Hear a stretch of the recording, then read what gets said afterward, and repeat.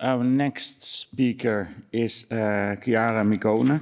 Hope I pronounce this correctly. She's junior researcher in drug technology at the Department of Pharmacy, University of Pisa.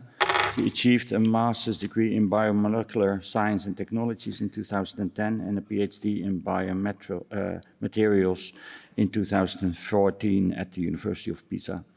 Her teaching activities include the course of quality assurance of pharmaceutical dosage forms, and her previous research fellow activities regarded the preparation of three-dimensional structures through additive manufacturing techniques for tissue regeneration and diagnostics. She is the only biologist of her research group. She holds the role also of the head of the cell culture lab. The floor is yours. Thank you. Thank you for your kind introduction, and thank you to the organized committee to give me these wonderful opportunities. So this research started 3 years ago, arise from the necessity to face COVID-related ARDS, acute respiratory distress syndrome. As you know, acute respiratory distress syndrome is the commonest form of acute severe hypoxemic respiratory failure, which can be found in several pneumonia with different etiology like a viral or bacterial infection.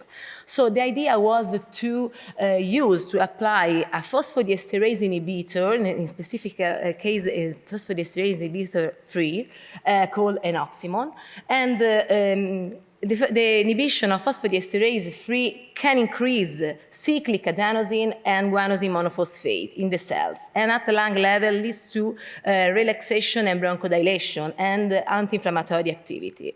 Enoximone usually is administered in a systematic way, so the several effects, it has several side effects as tachyarrhythmias, ectopic beats, and orthostatic hypotension. So the strategy involved in this research was the off-label administration of Enoximone, called Enoximone, called Perfam.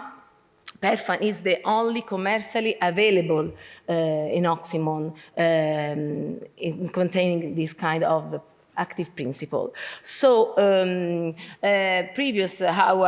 collaborator, Dr. Clinician collaborator, have had encouraging clinical results with this kind of medicine. But the Enoximone has a tendency to form crystal, is unstable in this kind of formulation which contains ethanol, propylene glycol, and water. So this formation of crystal could promote a low nebulization efficacy.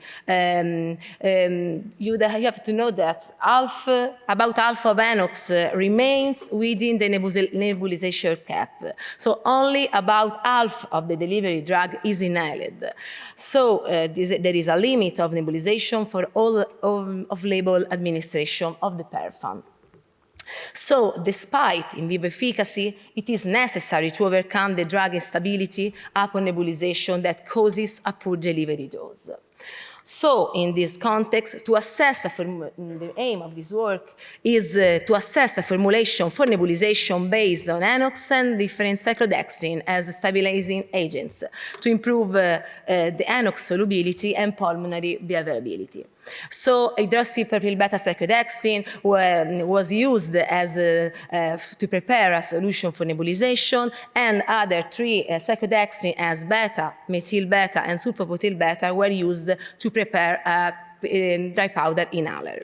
So hydroxyl beta cyclodextrin was able to complex Enoximone in 1:1 ratio and leading to an enhancement on its apparent solubility. And the solution that was further nebulized containing 5% by weight of cyclodextrin and 0.3 milligram per ml of Enoximone.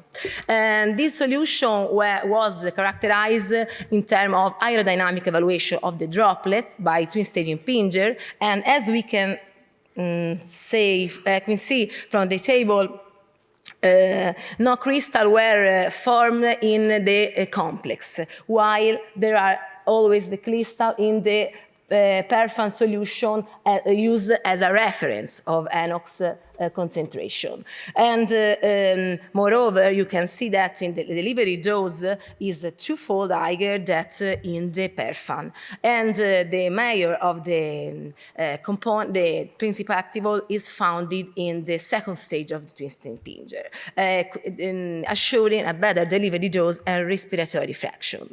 So then we studied salvability of this complex, and the drug half minimal inhibitory concentration of the complex was about 100 microgram per ml, so a high tolerability for the complex. The cell we used were H441, and this kind of cell were used also to study in vitro liquid interface model the direct impact of the Enoximone on the cell.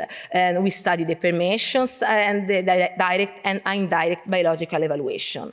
And as we can see from this graph for permeation study, after 2 hours of incubation, the permeation is observed only when Enox is complex or with or in the complex with hydroxybeta-cyclodextrin, or formulated in perfan. But nevertheless, if you see the graph, you can see that the perfan shows a high permeation, and this is for the ethanol, and because of this plasticizing effect, and ethanol is not good for the cell in this case. So it needs to complex with cyclodextrin.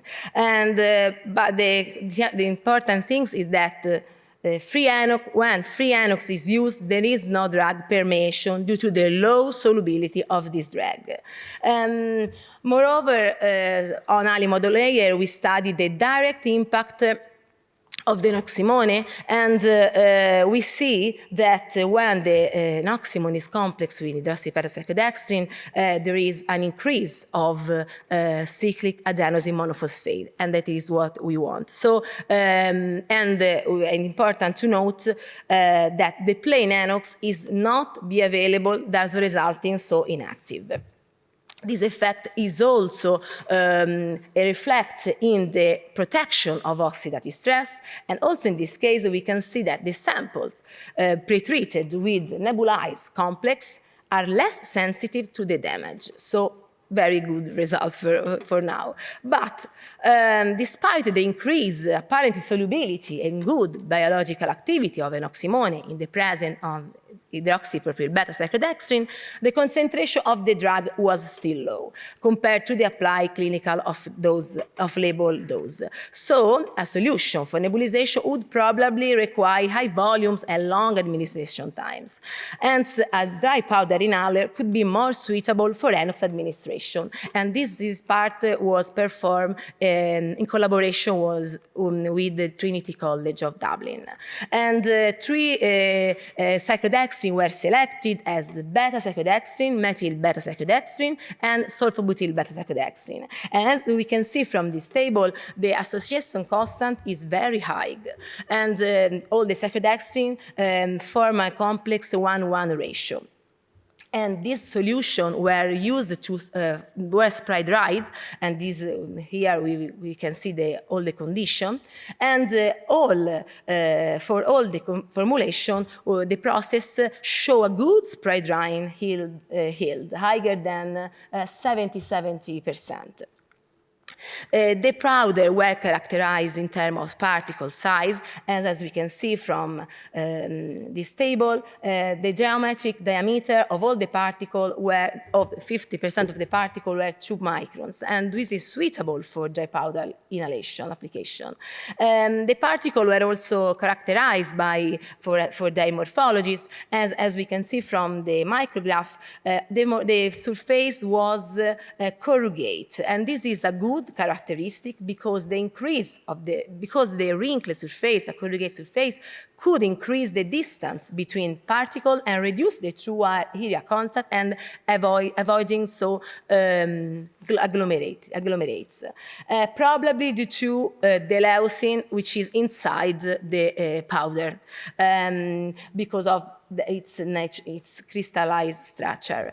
And Moreover, in vitro aerosol deposition study were performed by next generation impactor. As you can see from this table, we can see that the delivery dose is very high, also fine particle fraction, and a small mass medium aerodynamic diameter, and showing good, excellent characteristics for pulmonary drug delivery. These complexes were also characterized in terms of cell viability assay, and as we can see from the inhibitor concentration, they are very high, so show a good biocompatibility. And last but not least, we perform drug activity of the complex in always in alicel monolayer H441, and as we can see from the histogram, all the formulation exhibit significantly greater activity compared to plain Enox for the same drug treatment. And we see that also that for methyl and sulfobutyl beta are significantly more active than beta beta complex, and compared to complex with hydroxy beta cyclodextrin, the same cyclic adenosine monophosphate are achieved at 3 times lower concentration. So excellent results for now. And so to conclude, we can say that it is clear that free Enox is not effective, but needs to be complex. Also, repurposing of perfan as off-label administration of pulmonary delivery was promising, yes, but however, enoximone is not physically stable upon nebulization. So, enoximone and cyclodextrin complexes resulted to be more effective and prevents crystal formations. The methyl and sulfobutyl complex allowed an improved proportion of active component to excipients compared to the previously investigated hydroxypropyl beta cyclodextrin. And the direct effect of Enox in dry powder inhaler formulation delivered to the pulmonary cell resulted in an increased cyclic adenosine monophosphate level. So the take message I want to say to you is that dry powder formulations for enable Enox cyclodextrin complex represent a good starting point opportunity for the treatment of pulmonary pathology. I'd like to thank the project for this research. I'd like to thank the Professor Healy, Professor Herrat from University of Dublin, Dr. Ferre, Dr. Roncucci, they are the clinicians of the Ospedale di Livorno. And I'd like to thank all my colleagues from University of Pisa. And thank you for your attention.